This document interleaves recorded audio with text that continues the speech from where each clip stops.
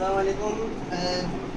एक analytical chemist को जो सबसे बेहतर तरीके से आना चाहिए वो था हमारे पास कैलकुलेशन के लिए मिनी मोल मेथड का यूज़। ठीक है, अब कुछ लोगों को मिनी मोल मेथड का यूज़ नहीं आता कि भाई किस तरीके से यूज़ करें, वो C1V1 वाला फार्मूला लगा देते हैं। जबकि एक ऑथेंटिक जो हमारे पास एक मेथड आता है वो होता है मिनी मोल मेथड। एनालिटिकल केमिस्ट को लाजमी आना चाहिए इसके अंदर।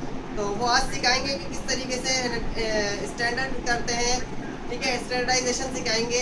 ठीक है, उसी तरीके से एस्टिमेशन होती है। ठीक है, अगर आप स्टैंडर्डाइजेशन सीख जाएंगे तो एस्टिमेशन भी उसी तरीके से होती है। मिली वोल्ट मेथड का यूज़ करते हैं। ठीक है,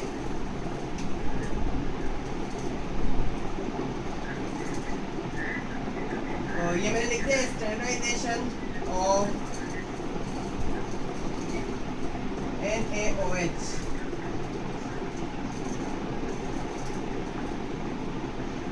अच्छा, एक स्टैंडर्डाइजेशन करने के लिए, एक चीज़ को स्टैंडर्ड करने के लिए जिससे हम स्टैंडर्ड कर रहे हैं वो चीज़ स्टैंडर्ड होनी चाहिए।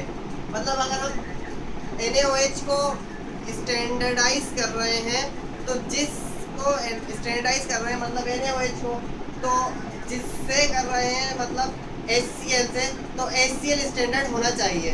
ठीक है, तो अब इसको करते कैसे हम लोग? देखिए, सबसे सिंपल तरीका होता है हमारे पास,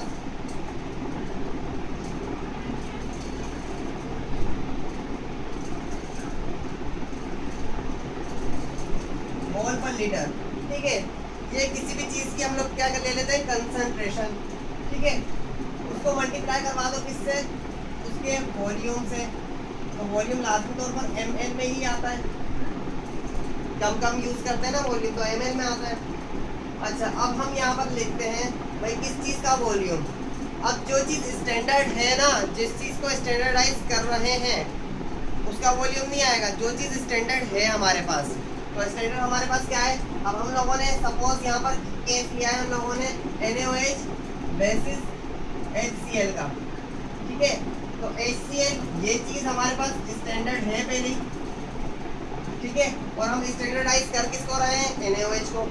सही है, NaOH की मोलैरिटी को मालूम कर रहे हैं और HCl की मोलैरिटी हमारे पास गिवन है, हमें मालूम है। ठीक है, तो अब हम यहाँ पर क्या लिखेंगे? मिली मोल ऑफ HCl। ठीक है, अब यहाँ पर क्या आएगा? यहाँ पर वो कंसंट्रेशन आ जाएगी जो HCl की हमें गिवन है। सही है, जो हमें HCl की गिवन है। ठीक है, अब NaOH को स्टैंडर्डाइज करने के लिए चाहे NaOH हमारे पास ब्यूरिट में हो या फिर NaOH हमारे पास कॉनिकल फ्लास्क में हो, HCl जितना यूज होगा वो यहाँ पर आ जाएगा,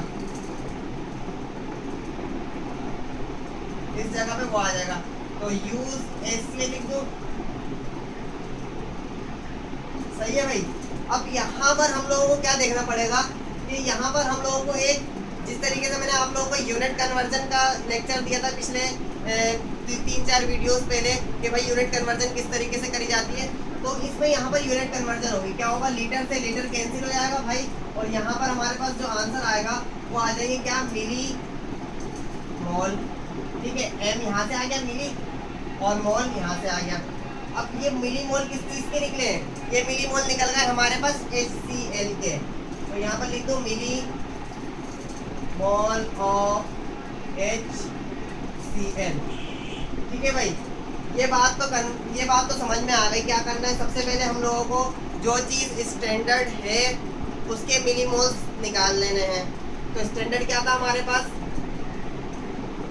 HCl। ठीक है, HCl स्टैंडर्ड था, उसके मिली मोल्स आ गए। अब यहाँ पर क्या करना है? अब यहाँ पर इसके बाद हम लोगों को करना है मोल रेशो।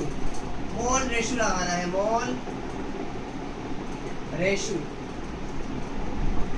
Mole ratio. ठीक है, अगर मोल रेशो देखा जाए HCl जो हम लोगों के पास जिसकी नॉन कंसंट्रेशन है और NaOH जो हमें मालूम करना है, दोनों के दरमियान 1:1 का मोल रेशो होता है भाई।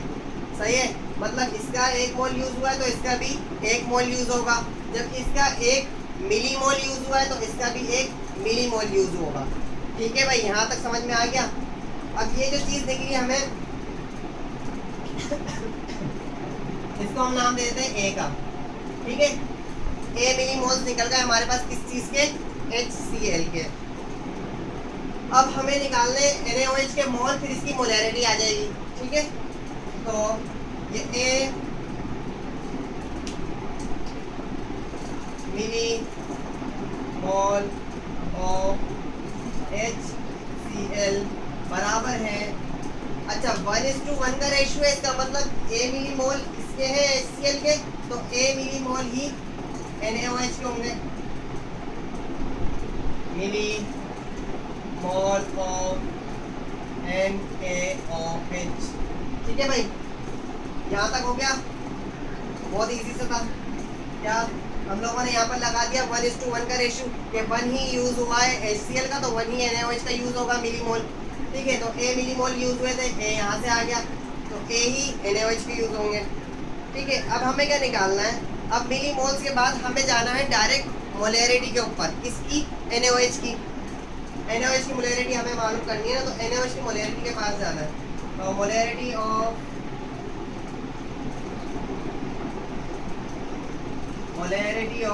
NaOH।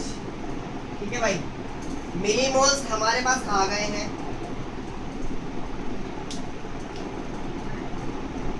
मिली मोल हमारे पास आ गए हैं। ठीक है, जो है क्या, ए, सही है। अब यहाँ पर हमें देखना है कि NaOH का वॉल्यूम कितना यूज हुआ है। ठीक है, अगर NaOH हमने ब्यूरेट में रखा हुआ है तो ब्यूरेट के अंदर से कितना खाली हुआ है, अगर हमने कोनिकल फ्लास्क में NaOH लिया तो कितना ml लिया था। सही है भाई, ब्यूरेट में से कितना ml खाली हुआ है, या फिर कोनिकल फ्लास्क में से कितना खाली हुआ है। अच्छा, ये जो चीज़ है ना, वो लैब के हवाले से है। हम लोग यहाँ पर लैब के हवाले से काम कर रहे हैं, हम लोग यहाँ पर एक इंडस्ट्री के हवाले से काम नहीं कर रहे हैं। अगर इंडस्ट्री के हवाले से करते तो क्या होता, यहाँ पर सारी चीज़ें लीटर में आती, क्योंकि बड़ी बड़ी चीज़ें होती हैं वहाँ पर। ठीक है, थोड़ा बड़े पे काम करते हैं, यहाँ पर हम लोग बेच वाइज काम कर रहे हैं। ठीक है, तो बड़े पैमाने में काम नहीं कर रहे हैं, इस वजह से हम लोग मिली मोल्स का यूज़ कर रहे हैं। अगर हम लोग यहाँ पर थोड़ा बड़े पैमाने पे काम करें तो यहाँ पर हम लोग क्या करेंगे, यहाँ पर हम लोग मिली मोल्स का तो यूज़ करेंगे, लेकिन किस तरीके से कर सकते हैं, यहाँ पर हम लोग कुछ ज़्यादा वॉल्यूम में से थोड़ा वॉल्यूम निकाल कर हम लोग यूज़ कर सकते हैं। तो वही काम लेबोरेटरी वाला हो जाएगा जो इंडस्ट्री में हम लोग करते हैं।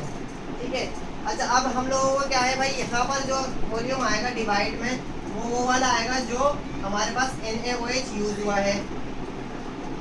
NaOH अच्छा भाई, वॉल्यूम का हमारे पास यूनिट क्या होता है, मिलीलीटर। मिलीलीटर, ठीक है। अब ये मिली है, मिली से मिली कैंसिल हो जाएगा और हमारे पास आंसर क्या आ जाएगा, हमारे पास जो आंसर आ जाएगा वो आ जाएगा मोल पर लीटर। ये किस चीज़ की कंसंट्रेशन आ गई, क्योंकि हम लोग कंसंट्रेशन निकाल लेते, मोलैरिटी निकाल लेते NaOH की, तो ये NaOH की मोलैरिटी आ गई।